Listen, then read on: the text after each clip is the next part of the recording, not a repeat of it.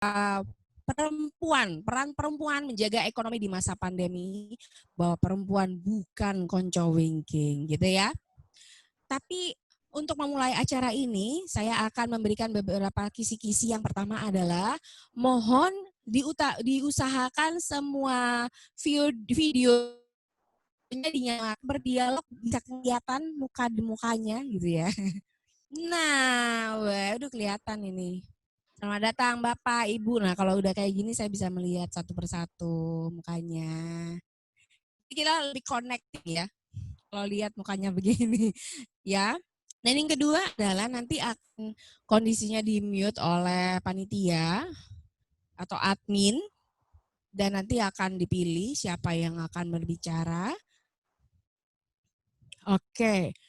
Dan yang berikutnya adalah untuk memulai acara ini ada baiknya kita akan mendengarkan sambutan dari Bapak Ketua kita sekarang, Bapak Ketua PLT kita.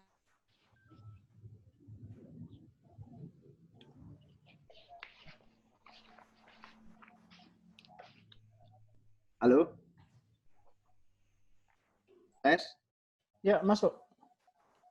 Assalamualaikum warahmatullahi wabarakatuh. Salam sejahtera, Om Swastiastu, Namo Buddhaya, salam kebajikan.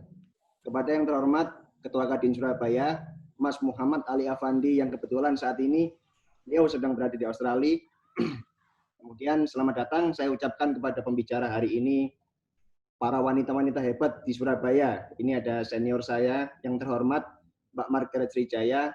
Beliau ini adalah owner Srijaya Building, kemudian ada lagi Gempiku, kemudian Caca Bubur Goreng, kemudian ada Womenpreneur ID, dan masih banyak yang lain. Kalau saya sebut satu persatu sampai besok kali. Kemudian ada sahabat lama saya yang terhormat Mbak JJ, Juliana Evawati. Beliau ini adalah anggota DPRD Surabaya termuda yang sangat menginspirasi banyak orang, banyak milenial muda di Surabaya. Kemudian yang terhormat, ini teman lama saya juga, tetangga saya juga dulu pas kecil, yang terhormat Mbak Deli. Beliau ini adalah atlet nasional panahan yang mempunyai banyak sekali medali dan penghargaan. Selamat datang. Dan tidak lupa saya ucapkan selamat datang untuk moderator kita siang ini, yaitu tokoh muda ini yang menginspirasi banyak orang juga, yaitu Mbak Cici. Saya ucapkan terima kasih karena telah menyempatkan waktunya untuk bisa berkumpul di sini. Selamat datang juga kepada rekan-rekan Kadin Surabaya, para perwakilan organisasi, para akademisi, dan tentunya selamat datang kepada para peserta yang telah hadir di webinar siang ini. Tema webinar hari ini adalah bukan konco winking, peran wanita menjaga ekonomi di masa pandemi. Harapan kami sebagai Kadin adalah webinar kali ini dapat memberikan inspirasi kepada para peserta dan tentunya wanita bahwa dalam berkontribusi khususnya di sektor ekonomi tidak terbatas kepada gender, sehingga kita semua dapat memberikan manfaat dan dampak positif khususnya dalam sektor ekonomi. Sekian dari saya, langsung saya berikan kepada moderator yaitu Mbak Cici. Terima kasih. Wassalamualaikum warahmatullahi wabarakatuh.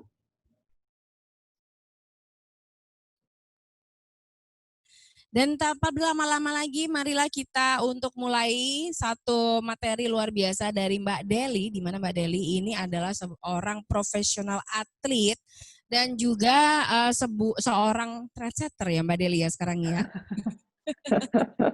Enggak lah Mbak Cici. Dengan gaya hidup sehat, kondisi industri olahraga dan arahan Kemenpora menjelang new normal. Monggo Mbak Deli silakan memberikan paparannya. Iya. Mas Agit boleh minta tolong untuk materinya. Assalamualaikum warahmatullahi wabarakatuh. Selamat sore semuanya. Dan salam sejahtera untuk kita semua. Saya ingin menyapa Ketua PLT Kadin Surabaya, Mas Ardhito Grahadi. Dan yang saya banggakan teman-teman dari Kadin Surabaya beserta seluruh peserta webinar series yang berbahagia pada hari ini. Ya, pertama-tama saya ingin mengucapkan terima kasih dulu nih kepada Kadin Surabaya telah memberikan kesempatan untuk dapat sharing di depan orang-orang hebat, yang pastinya semoga sharing kali ini bisa bermanfaat ya untuk kita semua. Ya, pada kesempatan kali ini langsung aja. Tema yang akan dibahas adalah mengenai kondisi industri olahraga, gaya hidup sehat, dan arahan Kemenpora menjelang new normal. Kebetulan kemarin saya baru menghubungi Humas dari Kemenpora untuk tanya langsung, baru keluar. Terus, jadi untuk kalau misalnya kita bicara masalah kondisi industri olahraga saat ini itu rasanya kita lagi istirahat sejenak ya, mati suri. Bisa kita lihat banyak pertandingan yang tertunda, yang paling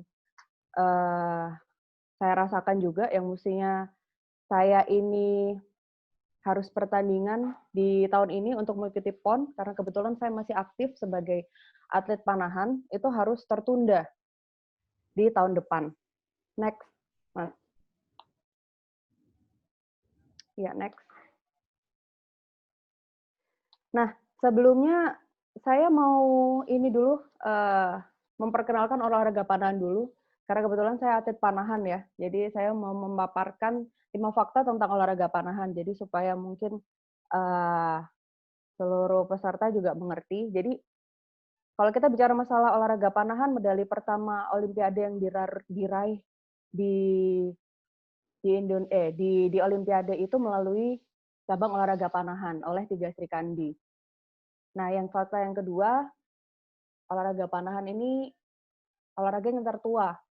Dan kita masih belum tahu ini olahraga panahan itu asalnya dari mana. Karena dulu juga dibuat untuk senjata perang dan untuk berburu.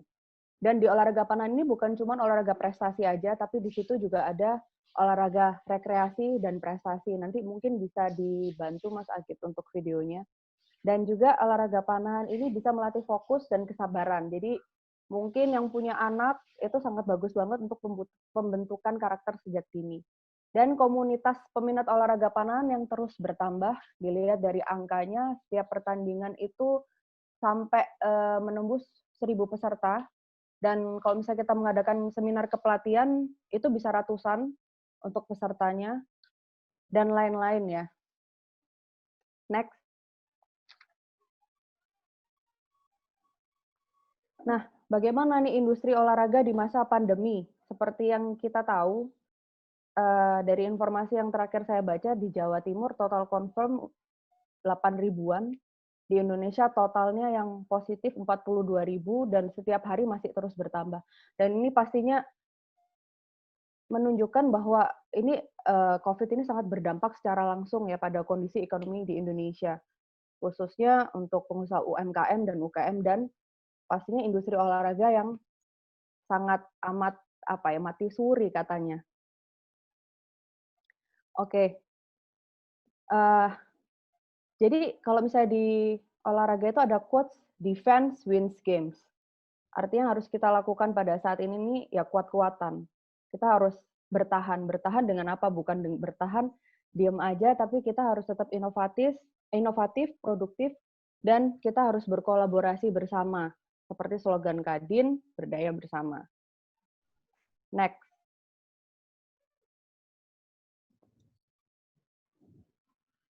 Oke, next ke yang next dulu.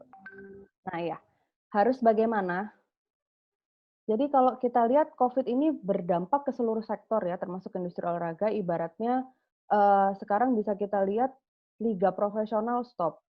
Akibatnya apa? Akibatnya mulai dari pemain, pelatih, klub, official, hingga perangkat pertandingan semuanya menjadi korban. Dan dengar-dengar dari pemain liga sepak bola itu cuma dibayar 25% aja. Karena beda untuk pemain olahraga itu ada dua, ada olahraga profesional dan olahraga amatir. Karena kebetulan panahan ini olahraga amatir, jadi tidak masih dibayar ibaratnya di cover dengan pemerintah.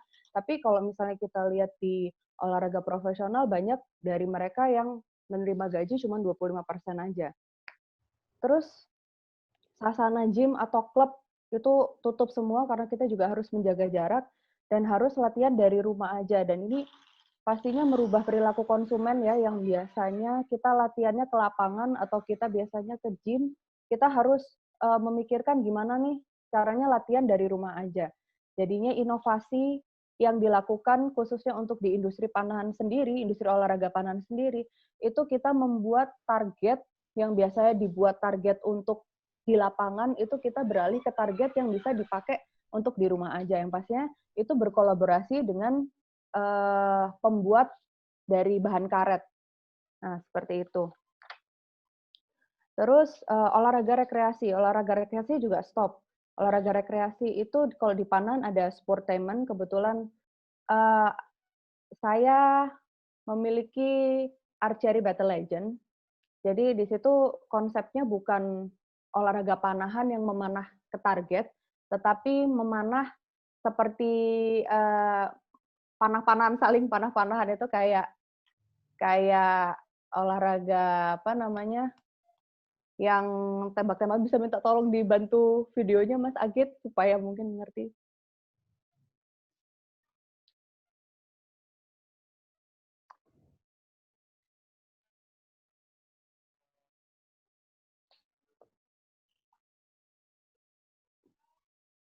Oh, suaranya nggak kedengeran ya. Nah, jadi memang olahraga panahan ini seperti dodgeball ya. Nah, mungkin teman-teman yang di Surabaya mau mencoba nanti ketika kondisi pandemi ini sudah selesai, kita baru bisa mencoba lagi. Nah, ini juga masih istirahat, masih mati suri kita, yang mestinya ada kegiatan gathering company, itu juga nggak bisa. Nah, ya oke udah. Sport tourism juga lagi stop sekarang. Sport tourism itu ada maraton, triathlon, golf, balap sepeda, dan solusinya kita harus tetap aktif ya. Kalau misalnya saya masih aktif sebagai atlet, saya tetap latihan di rumah aja. Tapi sebagai pengusaha di industri olahraga panahan sendiri, sekarang inovasinya adalah beradaptasi dengan keadaan yang ada, yaitu membuat target untuk latihan di rumah aja, satu. Terus sekarang penjualan alat-alat panahan yang kita lakukan by online, dan juga servis layanannya pun sekarang via WhatsApp aja.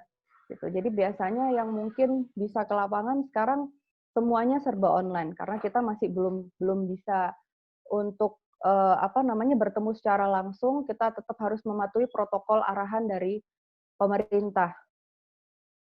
Gitu. Next. Nah, untuk bicara masalah peran, itu rasanya kita semua memiliki peran yang penting ya di saat-saat seperti ini. Ibaratnya satu orang berkontribusi aja untuk komunitas sekelilingnya saja, itu pasti akan memberikan dampak yang signifikan. Dan yang sudah saya lakukan mungkin karena saya menggunakan platform Instagram untuk mengajak pengikut saya untuk rajin berolahraga, apalagi di situasi COVID seperti ini, kita harus punya kesadaran untuk ayo kita olahraga, karena itu salah satu membentuk imun tubuh kita, dan juga selain itu menjaga kebersihan, pastinya itu juga sudah disosialisasikan, dan juga pola hidup sehat itu mencakup bagaimana sih makanan apa aja sih yang mesti harus kita makan. Kalau misalnya biasanya makan fast food, ya pastinya sekarang ayolah kita makan yang lebih sehat, lebih banyak buah dan sayuran, karena itu pun juga akan membantu kita membentuk imun tubuh yang kuat.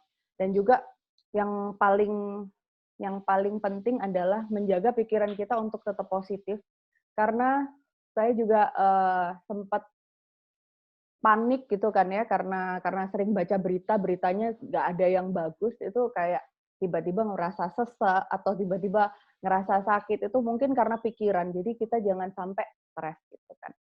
Nah, terus apa yang bisa kita lakukan ini mungkin sekarang saatnya kesempatan kita untuk pemberdayaan SDM.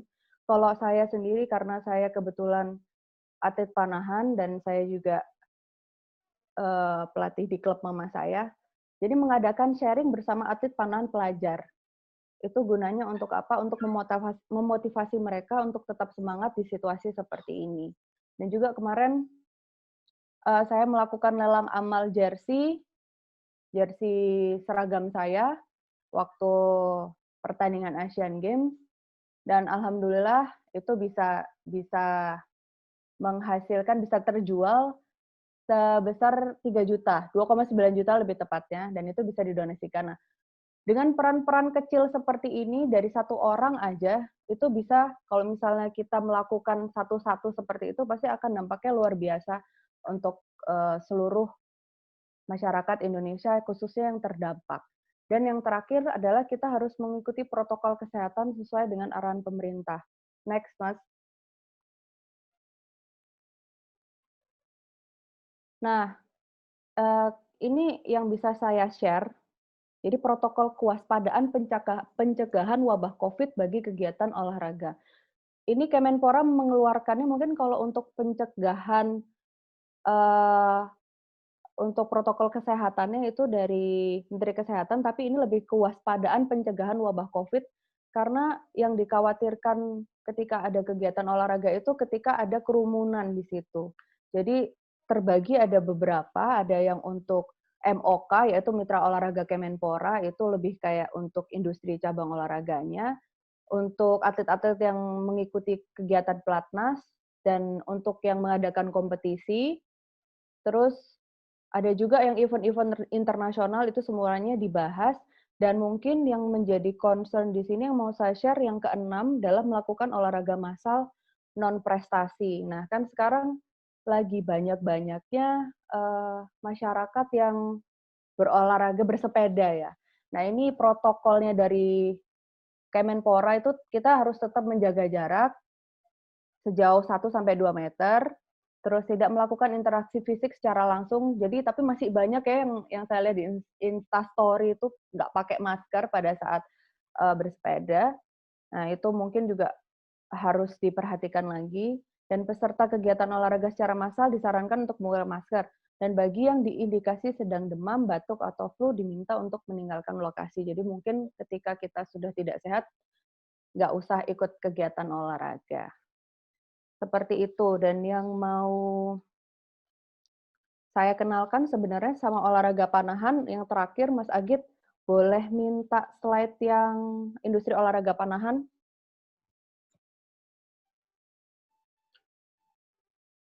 Nah, ini perkenalan saja. Industri olahraga panahan itu bukan cuman manah di target, terus habis itu diskor, terus menang, itu enggak. Kita ada banyak, jadi ada penyelenggaraan event itu sendiri, ada archery battle, seperti tadi video yang sudah ditampilkan, ada lagi memanah balon banner. Nah, ini mungkin yang masih belum banyak yang tahu ya, biasanya malah manah balon banner ini kita membuka acara-acara seperti yang sudah pernah itu pembukaan untuk perusahaan, jadi ketika mau dibuka, terus biasanya kita juga mengisi di pembukaan suatu acara, dan juga untuk kegiatan waktu itu sempat nikahan itu ada nembak balonnya. Jadi bisa minta tolong Mas Agit videonya.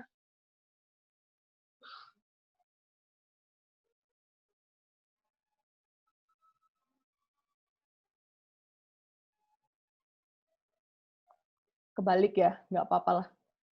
Nah, itu jadi yang dipanah balonnya, sehingga waktu dipanah itu ada pesan yang disampaikan melalui banner. Nah, ini juga kita masih belum bisa jalan karena kondisinya masih seperti ini. Mungkin kita juga akan berpikiran berinovasi bahwa kalau misalnya ada acara-acara itu bisa lewat Zoom nembak balon gitu untuk membuka acara aja, cuman kita masih belum pikirkan lagi. Gitu. Yaitu untuk pengenalan aja mengenai olahraga panahan, mungkin banyak yang masih belum tahu. Iya. Oke. Jadi ya itu tadi mungkin di garis besarnya adalah apa yang bisa kita lakukan saat ini, yaitu defense wins game, kita harus sama-sama tetap bertahan, kita harus saling berkolaborasi satu sama lain, dan juga harus tetap inovatif, produktif, ya, dan tetap aktif untuk menghadapi ini. Gitu. Oke, sebagai penutup, bangau terbang ke atas meja dengan membawa buruannya. Walau sedang di rumah aja, jangan lupa olahraganya. Terima kasih. Sekian, Assalamualaikum warahmatullahi wabarakatuh.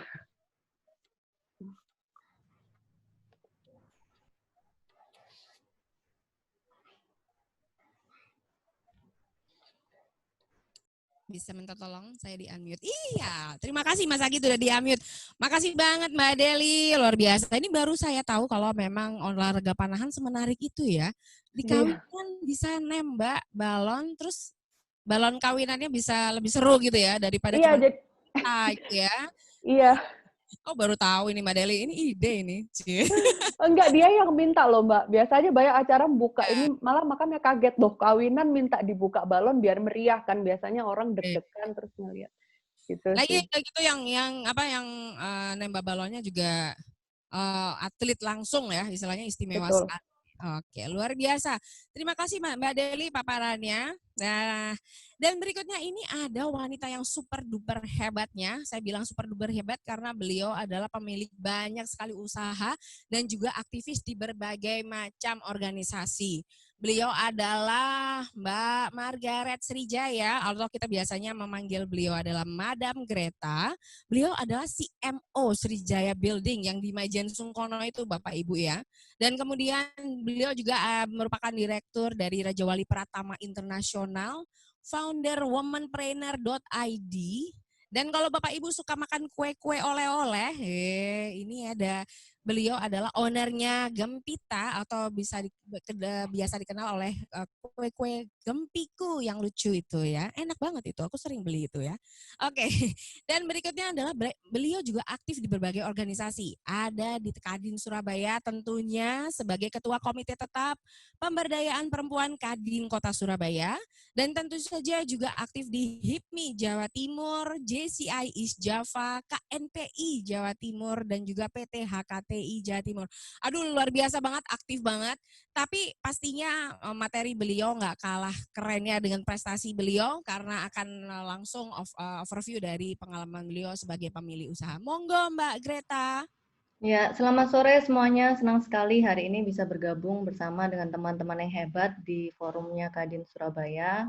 Mohon izin untuk PLT, Ketum Adito, dan teman-teman para senior, perkenalkan nama saya Margaret Srijaya di Kadin Surabaya sebagai Ketua Komite Tetap Pemberdayaan Perempuan.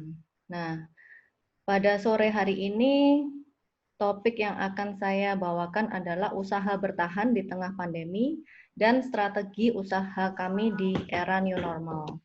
Mungkin sebentar saya share screen dulu.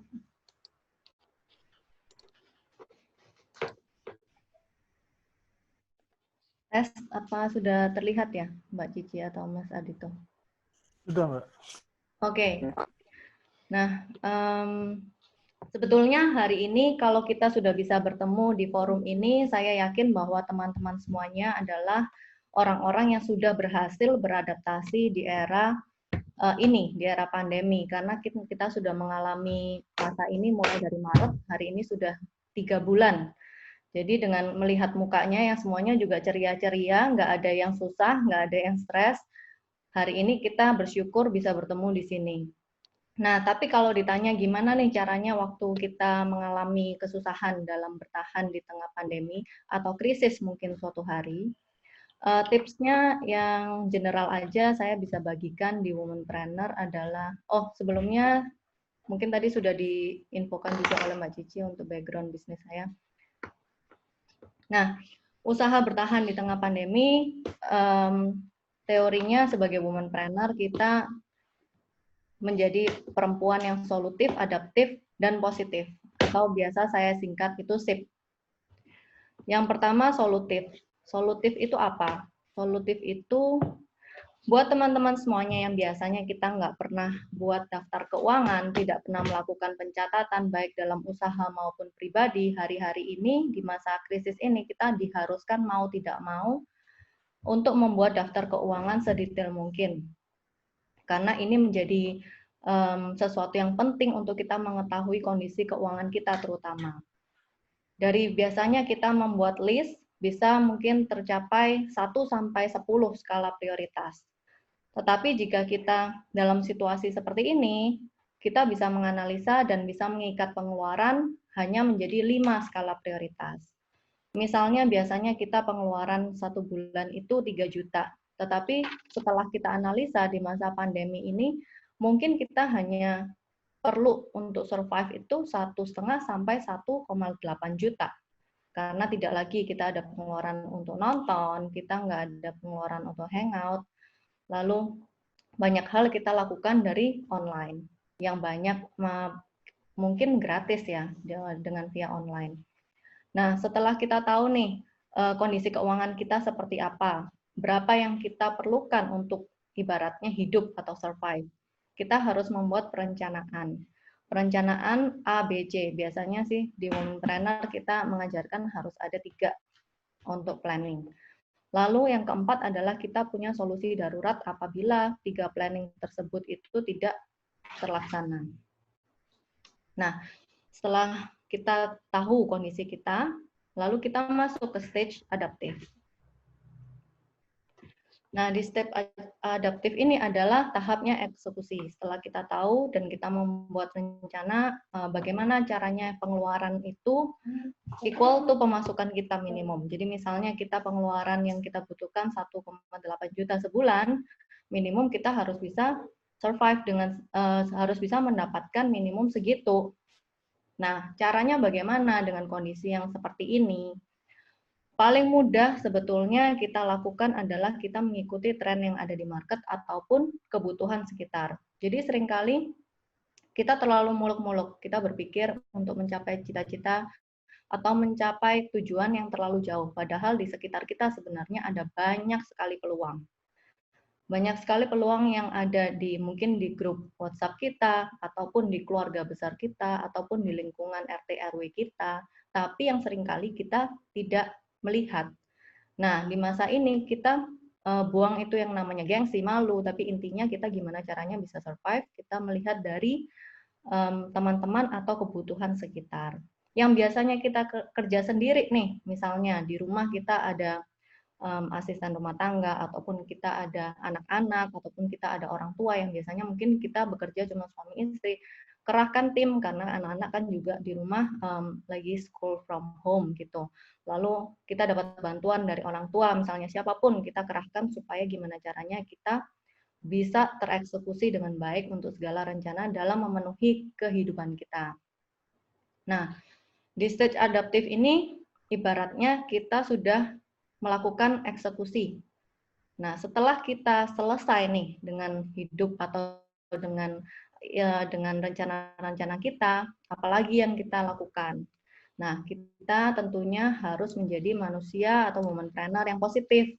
Yang pertama, paling mudah kita bisa berdampak positif kepada orang lain di masa ini, paling mudah menjadi pendengar aja atau memberi semangat buat orang lain. Nah, lalu bukan hanya untuk orang lain ya, tetapi pada saat ini kita harus banyak justru belajar hal baru. Karena masa new normal itu bakal benar-benar berbeda dengan saat sebelumnya. 3 bulan kita di rumah, kita ibaratnya sudah dibiasakan dengan banyak hal yang tadinya kita nggak bisa, jadi harus mau nggak mau bisa. Jadi pastinya saya yakin bahwa nanti pada masa next normal ini, semua hal banyak yang berubah dalam aktivitas kita maupun dalam aktivitas berusaha. Nah, sampai di sini saya mau ada sharing tentang topik untuk pengembangan usaha di masa pandemi ataupun transisi new normal. Jadi dari beberapa lini usaha saya, yang pertama mungkin yang paling terpukul adalah di sisi perhotelan atau di sisi hospitality. Tapi saya mulai dulu dari kita mempunyai salah satu usaha itu bakery di bidang hospitality yang hari ini karena outlet kita semuanya pada saat itu di Surabaya juga ditutup karena kan kita ada PSBB kan, jadi kita dalam 5 hari harus berpikir dengan cepat. Akhirnya kita membuka apps online groceries namanya Kangen Pasar. Jadi kalau teman-teman di Surabaya mau belanja nih, cukup login di Kangen Pasar bisa belanja harganya lebih murah juga dari supermarket, langsung dari teman-teman supplier kita dari pasar gitu. Nah, di Kangen Pasar juga kita bekerja sama banyak restoran. Jadi ada seperti Boga Jatim, lalu ada Wok Restoran, ada Ria Galeria, lalu ada Huang Ji Huang. Banyak sekali restoran juga mereka karena kondisi seperti ini mereka harus berubah menjadi delivery, terutama untuk frozen food. Jadi juga bisa makan makanan restoran dari rumah, order lewat Kangen Pasar, itu nanti semuanya by frozen food tinggal digoreng atau dikukus, rasanya sama gitu. Nah, ini salah satu cara kita dari yang tadinya bakery benar-benar sepi, yang namanya jalanan tuh benar-benar nggak ada orang. Akhirnya kita harus berusaha dengan pindah menjadi online grocery. Lalu kita juga harusnya opening nih, harusnya opening pada akhir Maret, akhirnya harus kita tunda. Jadi kita ada kota kami adalah Culinary Hub, bekerja sama dengan Ayola Group. Kita akhirnya harus pivot karena tadinya harus buka kan akhir Maret, tapi tidak memungkinkan. Kita pivot ke penyediaan jasa pengantaran makanan premium antar kota. Selama ini kita lakukan 2 trip, yaitu Surabaya-Jakarta atau Bali-Surabaya. Jadi buat teman-teman di Jakarta, kita bisa bawakan namanya Bites, Kepiting Ayen, bawaan kapas sari, Bon Cafe, lalu ayam presiden gitu ya.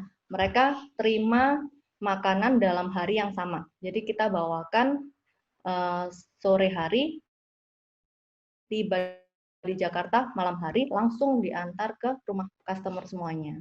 Jadi di hari yang sama tidak menginap. Nah, karena kita menggunakan jasa kargo pesawat, jadi beberapa hal mungkin bisa ya di tengah-tengah masa pandemi, gimana caranya kita harus semakin kreatif. Sebenarnya masa pandemi, kota kami itu nggak ngerti loh jasa titip anak itu ini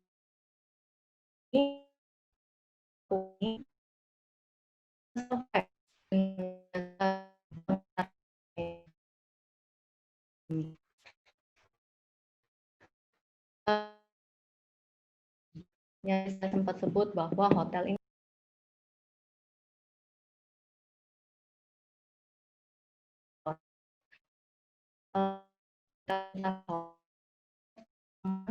timnya gemuk, banyak sekali timnya. Sudah pergi visi itu sudah banyak orang tertata dengan job desk masing-masing. Lalu kita gimana kita teman-teman yang tadinya kerja di luar negeri dites negatif, tapi mereka harus dikarantina mandiri dulu sebelum mereka pulang ke rumah masing-masing selama 14 hari. Itu kita lakukan kerjasama di Max One Ubud. Lalu untuk yang di berapa, karena pasarnya berbeda dengan yang di Bali. Jadi kita lihat bahwa semua teman-teman hotel sudah berembuk bahwa, semua teman-teman hotel berembuk juga kita di PHRI.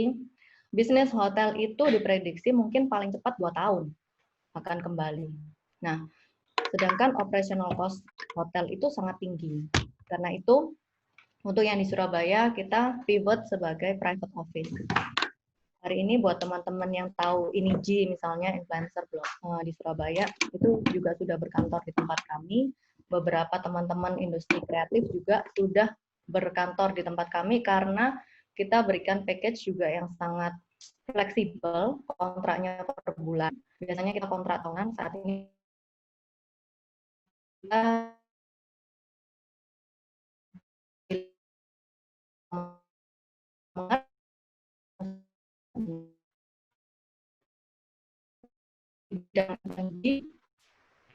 kebetulan kita mempunyai 2 label, yaitu Gempiku Surabaya, juga Caca Burgo. Yang kita rasakan di pandemi ini tentu saja omset sangat tinggi. Nah, tapi mulai bulan Maret sampai hari ini belum ada yang berani melakukan pesta wedding. Karena itu kita minggu lalu, hari Sabtu, kita lakukan simulasi wedding new normal, di mana kita terapkan berbagai protokol untuk menjaga baik dari tim kita maupun dari para tamu undangan juga pengantin untuk tetap feel safe meskipun melakukan pesta. Nah, contoh inovasi yang kita lakukan seperti kita membuat inovasi lift touchless. Jadi biasanya mungkin kita lift itu kita pencet tombolnya, tapi hari ini kita injak dengan kaki. Jadi untuk mengurangi adanya persebaran ya, apabila ada yang tangannya terkena virus atau gimana. Lalu kita juga terapkan QR code registrasi. Jadi tidak lagi kita menulis buku tamu, tapi kita semuanya by QR code. Lalu kita melakukan wedding package, ada 3 wedding package yang menarik. Mungkin yang baru adalah wedding package yang take away. Jadi teman-teman biasanya datang ke wedding makan di sana, kita enggak, kita setelah salaman kita dapat rantang ibaratnya atau dapat hampers isinya makanan kita bawa pulang gitu. Lalu ada juga petugas kita yang ready bawa sterile stick yang jadi buat teman-teman yang mau makan, misalnya feel insecure, panggil aja tim kita untuk steril alat-alat makannya gitu. Jadi banyak banget yang kita harus inovasi dan banyak banget cost yang harus dikeluarkan untuk menjaga semuanya ini. Tapi ya memang mau nggak mau kita harus berusaha ya. Nah, sejak kita simulasi wedding new normal ini ternyata responnya juga baik. Hari ini mungkin ada sekitar 24 mempelai yang sudah confirm untuk akan melakukan wedding di Sriwijaya Building. Jadi ya memang banyak hal yang harus kita upayakan ya di situasi seperti ini. Lalu ada beberapa properti yang kita mau launching juga harusnya tahun ini, akhirnya kita pending, kita sewakan aja untuk lahan multifungsi. Jadi ada beberapa company yang juga kontainernya mangkrak, itu kita juga terima, dan beberapa dealing untuk sewa lahan jangka pendek. Nah, kebetulan di womenpreneur.id saya sebagai founder, di saat seperti ini kita melakukan justru sangat aktif ya di womenpreneur.id saat ini, saat masa pandemi. Kita jadi ada banyak melakukan campaign, baik melalui Women in Action, kita berbicara dan sharing dengan banyak perempuan hebat di Indonesia. Lalu kita juga membuat kelas untuk mentoring, untuk Instagram, gimana caranya scale up usaha melalui sosial media. Lalu juga kita bekerja sama dengan banyak produsen lokal, memberikan giveaway maupun untuk memperkenalkan teman-teman pengusaha wanita yang mau scale up usahanya di womenpreneur.id. Sifatnya gratis karena memang campaign kita saat ini adalah untuk dukung lokal perempuan, womenpreneur perempuan dalam berusaha. Nah, kalau tips dari saya sebetulnya untuk para womenpreneur, rencana dengan eksekusi, lalu kita mempunyai banyak network di komunitas maupun organisasi, akan pastinya membuat kita bertumbuh dan sukses lebih cepat. Jadi, semua hal yang terjadi, terutama di saat pandemi, adalah sebetulnya buat saya pribadi adalah, kalau dilihat dari sisi positif ya, banyak banget sebenarnya manfaatnya. Bukan kita bersyukur adanya pandemi, tetapi ibaratnya kita mau SMA, kita harus melalui SD, SMP gitu. Jadi membuat kita sebagai pribadi dan juga tim itu sebetulnya pastinya lebih solid. Sama-sama gimana caranya kita bisa berjuang sendiri-sendiri, lebih kreatif, lebih kuat untuk bisa survive, dan akhirnya pada saat nanti situasinya normal, kita pasti jadi yang lebih baik gitu. Saya ucapkan terima kasih untuk waktu buat saya hari ini. Semangat terus buat teman-teman di Kadin Surabaya. Saya kembalikan ke Mbak Cici. Mbak Cici.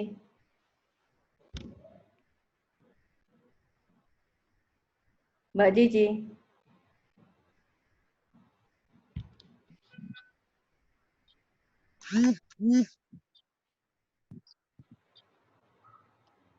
Ya, luar biasa paparan dari Mbak Greta hari ini. Dan yang paling menarik sebenarnya dari segala macam kreativitasmu tuh loh, Madam. Sebenarnya paling membuat saya amazing gitu ya, adalah dirimu tetap fokus menyampaikan materi dengan tenang, sementara anakmu ada di sekitar situ, terus utak-utak gitu. Ini tantangan perempuan pada umumnya ketika menghandle kerjaan, ya sibuk dengan kerjaannya, tapi tetap bisa melakukan perannya sebagai perempuan, sebagai ibu, luar biasa, acungi jempol. Ya. Mbak Cici juga luar biasa lah, sama kita namanya ibu ya. Memang Ya, harus menjalani ini gitu kan. iya, tapi ketenangan mukamu tadi loh, luar biasa. Salut. Ini yang dibilang bahwa emang woman empowerment tuh di sini ya. Oke, luar biasa. Terima kasih, Madam. Udah paparannya luar biasa, ide-ide kreatifnya luar biasa. Ini kalau udah punya bisnis pasti akan ada ide-ide come up lagi. Wih, gila Mbak Greta idenya luar biasa. Masa aku nggak bisa gitu ya istilahnya. Oke, narasumber berikutnya adalah nggak kalah pentingnya fungsi perempuan di dalam pemerintahan atau jajaran pemerintahan. Beliau adalah salah satu anggota Komisi D DPRD Kota Surabaya yang juga handling istilahnya ketua Komite Tetap Pemberdayaan Milenial. Beliau adalah Mbak Juliana Evawati atau biasa dikenal dengan Mbak JJ. Mbak JJ, silakan. Assalamualaikum semuanya. Waalaikumsalam, cantik sekali ya. Ini emang luar biasa sebagai dewan termuda perempuan hebat. Monggo paparannya Mbak JJ. Baik. Assalamualaikum warahmatullahi wabarakatuh. Yang terhormat Ketum Mas Adi dan juga Mas Ardito dan juga teman-teman, selamat sore semuanya. Perkenalkan, saya Juliana Evawati, biasa dipanggil dengan Ning Juliana atau JJ. Dan saat ini saya di DPRD Kota Surabaya dan menjadi anggota Komisi di DPRD Kota Surabaya. Kebetulan juga menjadi Ketua Komite Milenial di Kadin Surabaya. Mungkin langsung aja paparan yang akan saya sampaikan. Bisa dibantu ya Mas Agit? Oke, baik. Jadi ini yang saya sampaikan, kembali berdaya dalam fase new normal. Di mana, next. Mungkin ini CV saya, dan next. Nah, ini adalah 3 bagian penting negara dalam melaksanakan aktivitas new normal, di mana kita memiliki sistem, birokrat, atau institusi, dan yang ketiga adalah sinergisasi antara masyarakat dan pemerintahan. Nah, next. Oke. Apa saja sih yang dilakukan seorang perempuan legislator seperti saya? Misalnya, di mana saat ini saya melakukan pengawasan dan koordinasi prioritas dengan kedinasan terkait alokasi anggaran penanganan penyebaran virus COVID-19. Dan yang kedua adalah menetapkan peraturan yang mendukung pemercepatan penanganan COVID-19 ini tadi. Yang ketiga, harusnya adanya gotong royong dilakukan secara kolaborasi antara partai politik ataupun melakukan misi kemanusiaan. Jadi tidak hanya kita dalam suatu legislasi adanya partai politik dan lain-lain, tetapi yang terutama pada saat ini adanya pandemi COVID-19, kita harus mengutamakan kemanusiaan, yaitu di mana kita harus memang saling tolong-menolong antara sesama manusia. Dan yang terakhir adalah memberikan peluang kerja baru di tengah pandemi dengan cara komunikasi virtual, seperti yang tadi dilakukan oleh Madam Greta, dengan banyak sekali yang dilakukan dengan seminar-seminar online, di mana itu juga membantu men-scale up bagaimana sih mereka tetap bertahan, mereka juga tetap bagaimana UMKM usaha kecil ini juga tetap bertahan dan tetap menghasilkan di tengah-tengah pandemi seperti ini. Oke, next. Nah, berdikari di tengah pandemi ini, yaitu adalah memaksimalkan link bisnis atau usaha dengan jaringan online, dengan memaksimalkan saat ini semuanya serba online dan semuanya serba daring. Jadi kita tetap memaksimalkan apapun pemasaran juga, marketing juga kita jalankan secara online, pemasaran juga secara online, promosi juga secara online. Mungkin yang dulunya menggunakan adanya pameran-pameran yang untuk memaksimalkan memaksimalkan penjualannya, tetapi saat ini mungkin kita bisa memaksimalkan dengan cara link bisnis dan juga usaha dengan cara daring online. Dan yang kedua itu mengikuti magang atau pelatihan prakerja.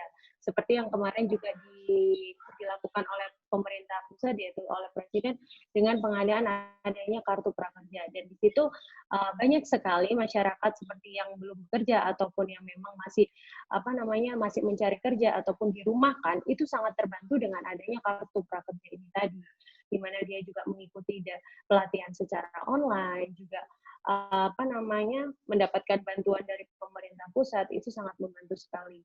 Dan yang ketiga itu mengelola sosial media, di mana membuat link bisnis dan dibutuhkan banyak kalangan saat pandemi. Contohnya seperti mengelola sosial media ini tidak hanya mengelola sosial media kita sendiri ataupun mengelola sosial media tempat penjualan kita, tetapi kita juga harus mengelola sosial media itu menjadi tempat berbisnis kita, misalnya dengan menggunakan online ads ya, seperti Instagram ads ataupun YouTube ads dan lain-lain. Itu seperti advertising yang online saat ini memang sangat digandrungi oleh masyarakat semuanya. Bahkan yang saya ketahui kemarin itu adanya pembuatan ini ya, masyarakat usaha kecil itu membuat hampers itu dengan dia menampilkan advertising di online itu, dia sangat dari jumlah omset dia yang dari tahun lalu dia membuat hampers dengan tahun saat ini itu sangat hingga 3 kali lipat. Ini ternyata di sini juga kita bisa mengambil positifnya bahwa pandemi ini tidak melulu negatif, tetapi juga ada sisi positifnya seperti itu. Dan self care sendiri ini adalah kita juga harus menjaga pola hidup sehat, pola hidup bersih pada diri kita sendiri dan juga yang ada di sekitar kita. Next. Selanjutnya. Nah, ini permintaan pangan itu saat ini naik, di mana aktivitas ekonomi itu mengalami lonjakan yang sangat tinggi selama pandemi. Karena apa? Inilah yang saya katakan tadi, bahwa sisi kemanusiaan kita itu malah lebih tinggi di saat pandemi ini. Jadi kita itu malah lebih ingin berbagi kepada sesama dan juga ingin berbagi kepada siapapun yang memang membutuhkan seperti itu. Dan peluang pasar khususnya seperti seperti pasar pangan itu malah semakin naik. Nah, ini adanya juga pengguna aktif aplikasi kebutuhan pokok yang seperti Sayurbox, Tanihub, dan beberapa aplikasi lainnya. Dan ini juga bahkan sekarang ini adanya karena mungkin ya saat ini memang penjual-penjual di pasar-pasar tradisional itu mungkin tidak mau ketinggalan juga. Mereka tidak bisa menggunakan aplikasi. Akhirnya mereka menggunakan bahwa dapat berbelanja secara video call. Nah, ini kan berarti pedagang-pedagang ini juga akhirnya itu menghadapi new normal ini dengan siap tidak siap. Saya harus mengikuti zaman bahwa saya bagaimanapun penjual saya harus tetap ada. Akhirnya dia menggunakan video call, dia menggunakan WhatsApp, dia menggunakan apapun yang secara online dia bisa gunakan, asalkan barang yang memang dia bahan pokok ini kan emang harus cepat untuk segera didistribusikan seperti itu. Nah, peluang di mana pengguna aktif aplikasi e-commerce dalam beberapa hari pun itu sangat tinggi. Seperti yang saya tampilkan di sini, adanya Shopee, Tokopedia, dan beberapa, bahkan sepertinya yang paling bahaya itu adalah bapak-bapak dan ibu yang ada di rumah di tengah-tengah pandemi ini, kayaknya sekarang sudah lebih ahli menggunakan aplikasi e-commerce seperti Shopee dan Tokopedia gitu kan. Bahkan yang saya ambil positifnya adalah bapak-bapak yang ada di rumah sekarang itu malah lebih bisa membuat tanaman hidroponik. Nah, itu malah luar biasa menurut saya. Next. Next, Mas Agus. Nah, kalau ditanya aktivitas kedewanan selama pandemi ini apa saja? Nah, inilah ada beberapa berangkat dari kesadaran kemanusiaan yang tadi saya katakan, saya mengajak dari beberapa teman-teman dewan dan lintas dari partai politik pun itu kita juga tidak perlu harus dalam satu partai ataupun bagaimana, tetapi lintas dari partai pun, lintas dari lintas dari komisi pun kita mengajak bahwa kemanusiaan ini memang harus harus dari diri sendiri dan juga mengajar dari teman-teman yang ada di sekitar kita, memberikan energi-energi positif supaya kita juga saling berbagi. Nah, inilah aktivitas kedewanan yang beberapa waktu yang lalu, ini adalah awal-awal di mana pandemi ini dimulai di saat kita sebelum PSBB juga. Alhamdulillah dengan adanya ini akhirnya teman-teman yang lain juga ikut serta dalam gerakan kemanusiaan ini, dalam gerakan sosial yang dilakukan oleh DPD Kota Surabaya. Next. Nah, ini aktivitas legislasi apa sih yang di tengah pandemi ini yang dilakukan? Mungkin saya berbagi sedikit. Yang tadi dilakukan adalah memberikan bantuan langsung vitamin kepada masyarakat, terus koordinasi selama ini dengan institusi pemerintahan kami lakukan secara online, dikarenakan memang tidak boleh adanya memang pertemuan secara langsung. Khususnya apalagi bahkan paripurna pun kita lakukan secara online, di mana anggota-anggota dewan semuanya di dalam ruangan masing-masing, tetap di kantor, tetapi tetap di ruangan pribadi masing-masing, tetapi pimpinan dewan melakukan paripurna di ruang paripurna. Jadi memang sangat meminimkan adanya pertemuan dan adanya pertemuan secara langsung di dalam melakukan kerja pemerintahan. Walaupun memang ini di dalam pandemi, tetapi kita harus tetap melakukan apa sih target-target kita, dan banyak laporan-laporan yang harus dilakukan pada tengah-tengah tahun seperti ini. Dan yang lain juga memberikan bantuan alat kesehatan kepada tenaga medis juga telah kita lakukan.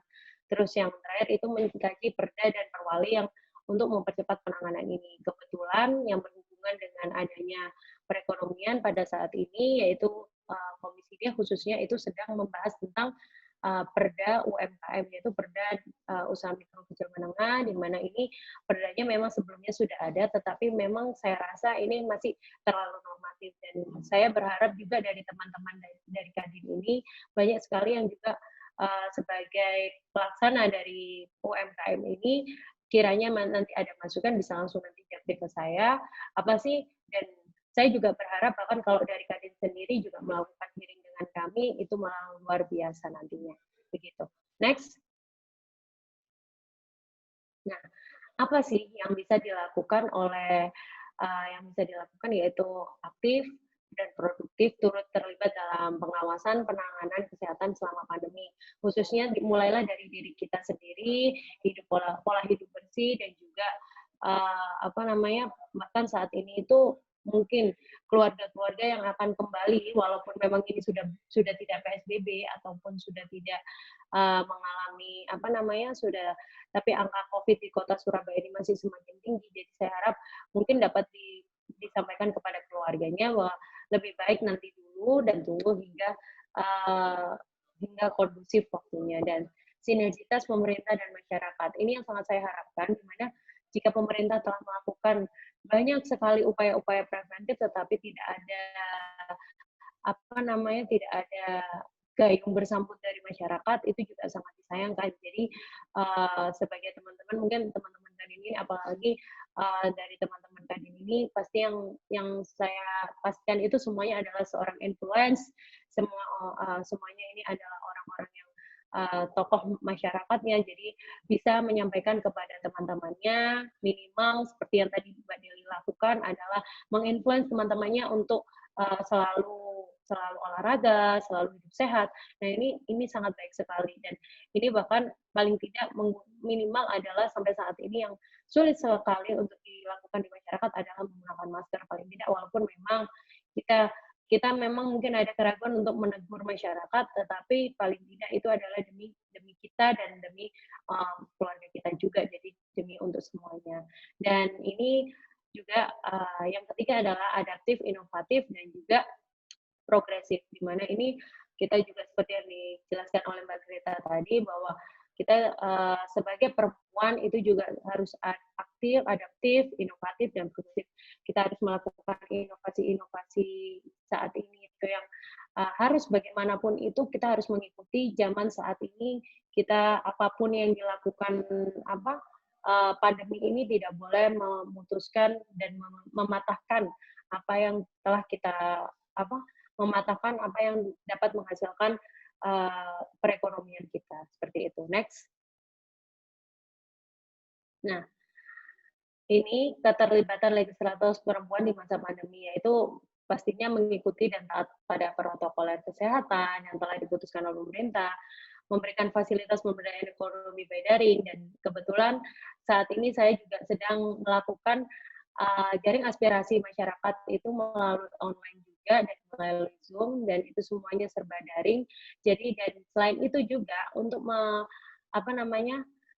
menyemangati masyarakat juga saya lebih kepada masyarakat ini biar lebih aktif dan lebih mau untuk masyarakat memakai masker. Jadi saya melakukan giveaway supaya masyarakat ini lebih peduli bahwa ayo ini ada giveaway masker, dan melakukan giveaway seperti itu untuk membangkitkan rasa masyarakat untuk lebih peduli hidup bersih, dan juga ayo semuanya pakai masker seperti itu. Dan juga selain itu juga seperti yang tadi udah disampaikan bahwa adanya bantuan-bantuan yang telah kita lakukan. Next.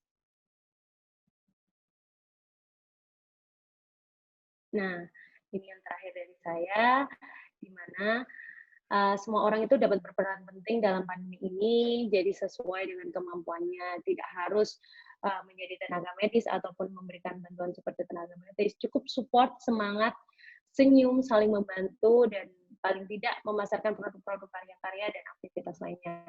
Dan salah satunya yang saya lakukan, mungkin saya tidak aktif dalam sebuah usaha mungkin dari teman-teman, usaha saya mungkin masih kecil, tetapi paling tidak saya juga dapat membantu teman-teman ini dalam memasarkan produknya, seperti itu. Mungkin itu saja dari saya. Semoga teman-teman semuanya ini dapat bermanfaat dan berdaya. Terima kasih.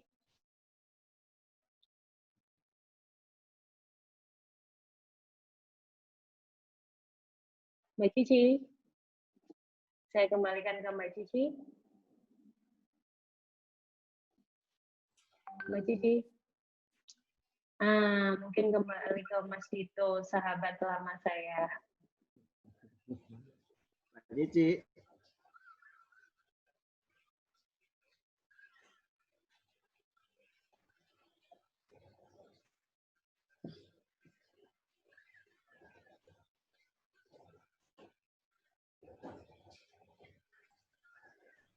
Sebentar, kayaknya lagi ada problem Mbak Cici.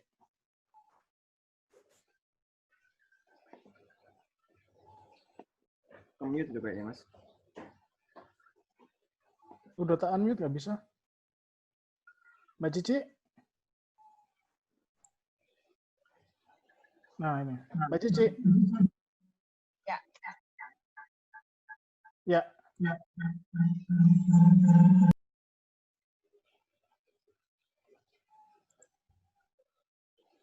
Silakan Mbak Cici.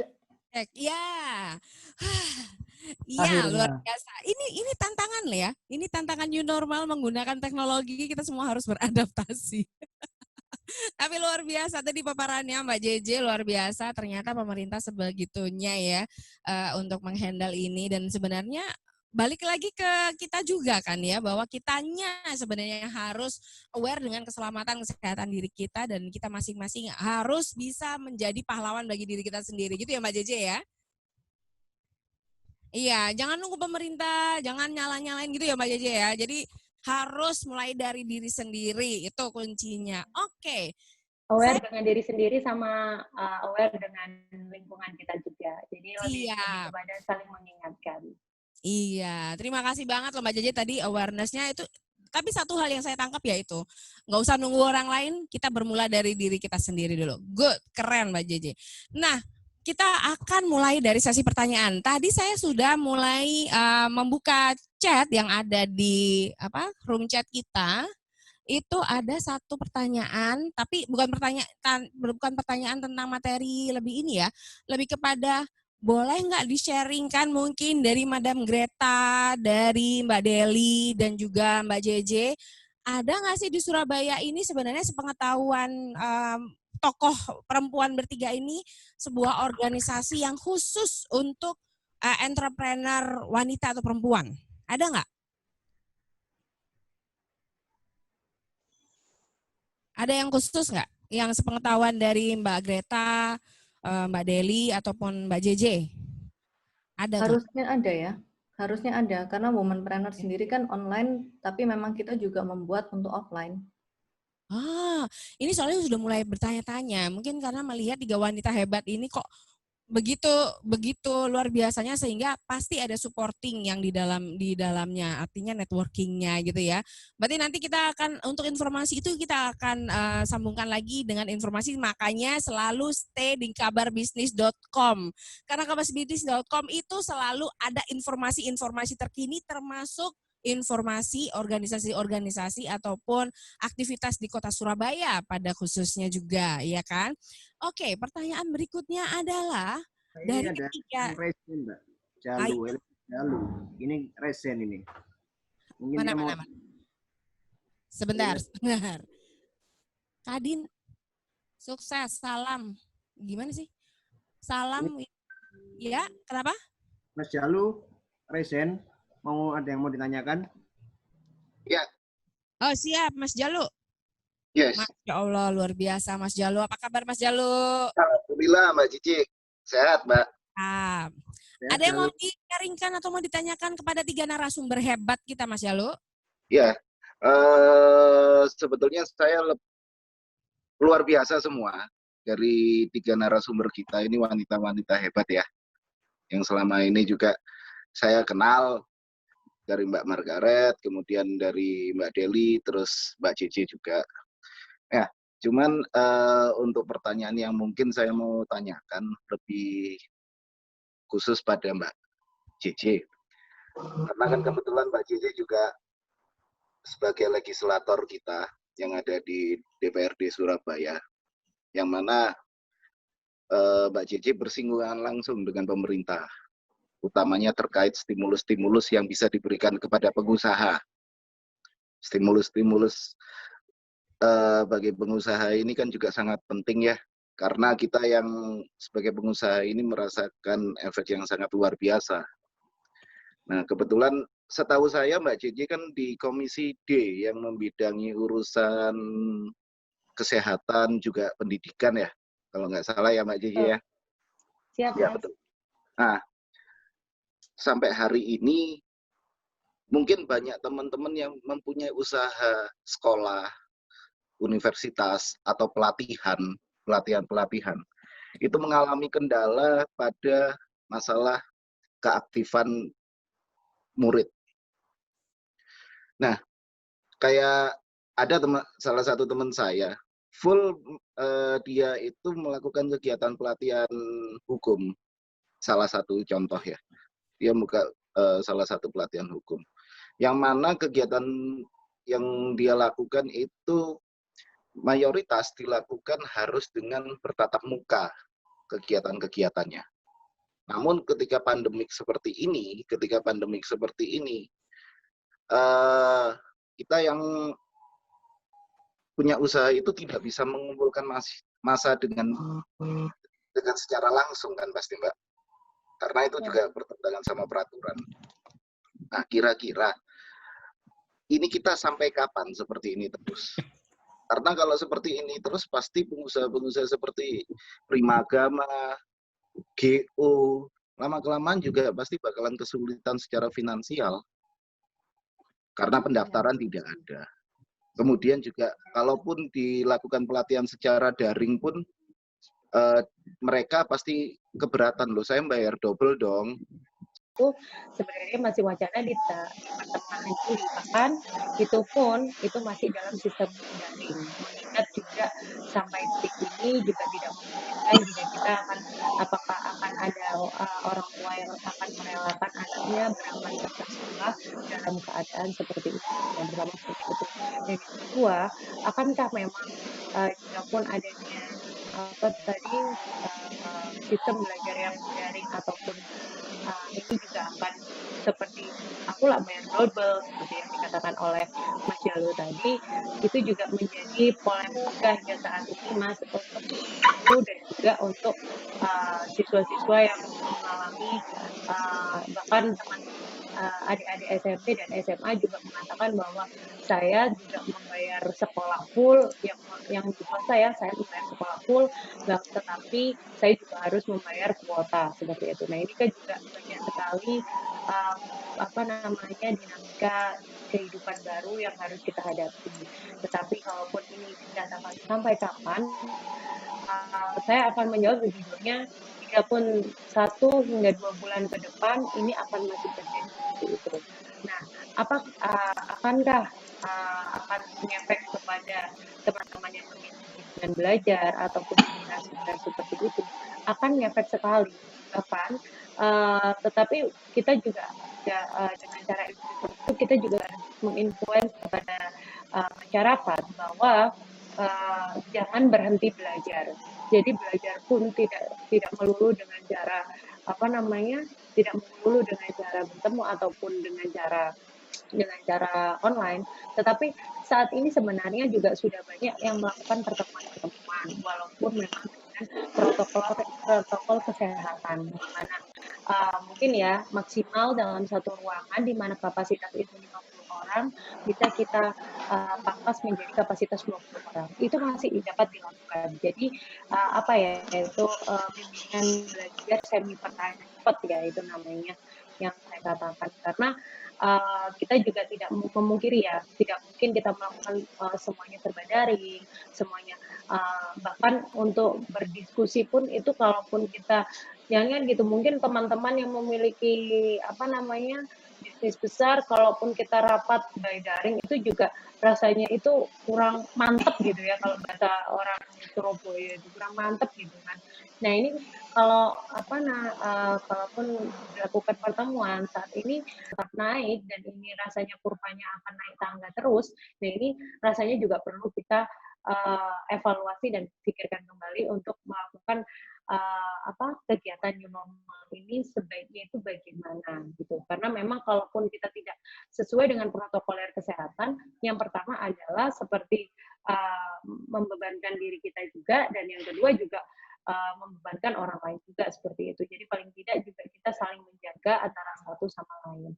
Nah, kalau saya jawab, kalaupun sampai kapan, 1 sampai 2 bulan ke depan akan masih seperti ini, Mas Jalu. Jadi paling tidak bahkan ada wacana dari Dinas Pendidikan itu bahkan akan melakukan paling tidak itu cara belajar mengajarnya saat ini adalah setengah daring, setengah juga secara tatap muka. Tetapi juga harus dengan protokoler kesehatan yang sangat benar-benar sesuai dengan anjuran pemerintah seperti itu.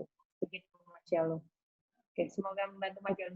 Tetap semangat untuk semua teman-teman yang memiliki usaha seminar dan juga bimbingan belajar. Siap, matur nuwun Mbak Jeje. Gimana Mas Jalu? Sudah cukup bisa menjawab Mbak Jeje? Kalau sudah, kita ada beberapa pertanyaan lagi. Di era pandemi ini dari Mas J. Abdul. Wow, Mas J, di era pandemi justru muncul para pengusaha baru khususnya wanita. Karena memanfaatkan dapur rumah untuk new opportunity, kira-kira tips apa yang bisa dilakukan untuk memotivasi mereka agar tidak hanya usaha saat pandemi berakhir? Ini kayaknya pertanyaan buat Mbak Margareta ya. Boleh. Benar. Boleh, silakan. Halo, Siap. Ya, jadi kita di Surabaya apalagi ya kreatif banget. Rasanya setiap rumah sekarang buka PO gitu ya. Tapi semangatnya luar biasa, harus terus dipupuk supaya tidak hanya yang tadinya mungkin bisnis rumahan atau coba-coba bisa jadi bisnis beneran gitu kan. Jadi lepas nanti masa pandemi masuk ke next normal, itu bisa jadi betul-betul jadi bisnis. Karena saat ini kan kita concern terhadap kebersihan, ataupun kalau misalnya kita beli dari restoran, apakah yang membuat itu cukup menjaga higienitas. Jadinya maka dari itu banyak bisnis yang makanan dari rumah itu sekarang luar biasa omsetnya. Hari ini aja saya terima mungkin 5 makanan di rumah dari teman-teman gitu. Jadi yang tadinya belum pernah masak, belum pernah baking, memang sekarang banyak sekali yang melakukan aktivitas itu. Nah, kalau bicara motivasi dari mana, saya kira lewat online banyak sekali platform yang saat ini mengajarkan gimana sih caranya untuk membuka bisnis rumahan, mulai dari cara berhitung, mulai dari gimana memotivasi antar satu perempuan dengan perempuan yang lain. Misalnya di Womenpreneur pun kita juga banyak sekali kelas-kelas untuk itu. Lalu dari ikut organisasi ataupun ikut komunitas, pastinya semuanya juga ada seperti itu. Tinggal bagaimana kita mau nggak cari komunitas atau platform itu. Jadi buat teman-teman perempuan, siapa tahu usaha dan aktivitas kita dari rumah bisa jadi bisnis betulan nantinya. Di Womenpreneur pun juga kita ada ini Mbak Cici, peluang usaha dari rumah yang kita buat package juga nantinya buat teman-teman Kadin Surabaya juga siapa tahu ada yang berminat.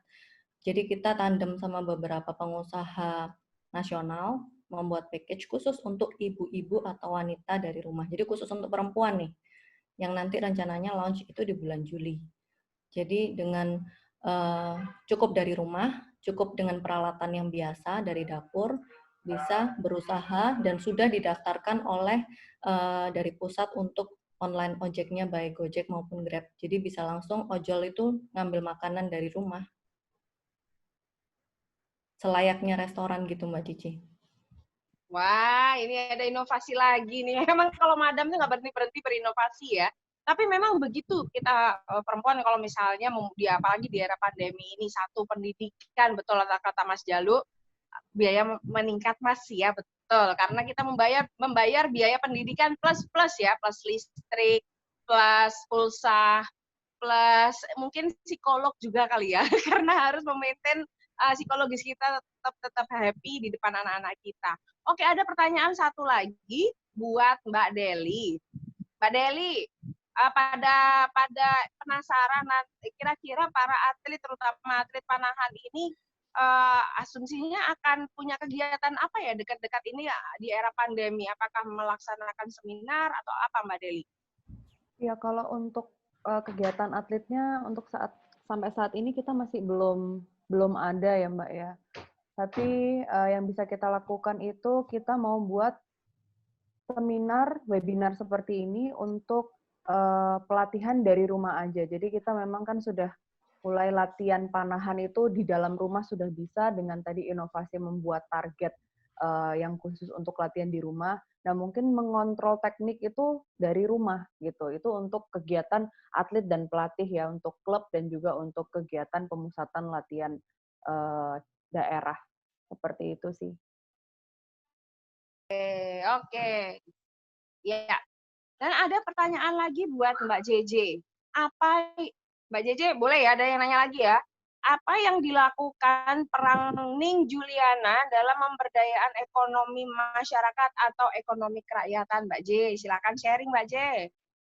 Siap. Jadi yang seperti saya katakan ya, kalaupun secara kepemerintahan saat ini tuh kita tetap bagaimanapun walaupun pandemi kita juga tetap berjalan, tugas-tugas dari memang yang harusnya memang berjalan mungkin adanya kemunduran, cuman saat ini adanya tetap pembentukan perda UMKM seperti yang tadi saya katakan. Bahkan dengan adanya pembentukan perda UMKM ini kita juga bahkan bisa memberikan gimana sih kita melakukan kita membentuk perda ini jika melakukan memberikan juga SOP kepada UMKM jika terjadi wabah seperti ini, terjadi pandemi seperti ini, paling tidak kan sudah ada platform dan sudah ada payung hukumnya seperti itu. Dan kalaupun secara pribadi, bagaimana saya membantu untuk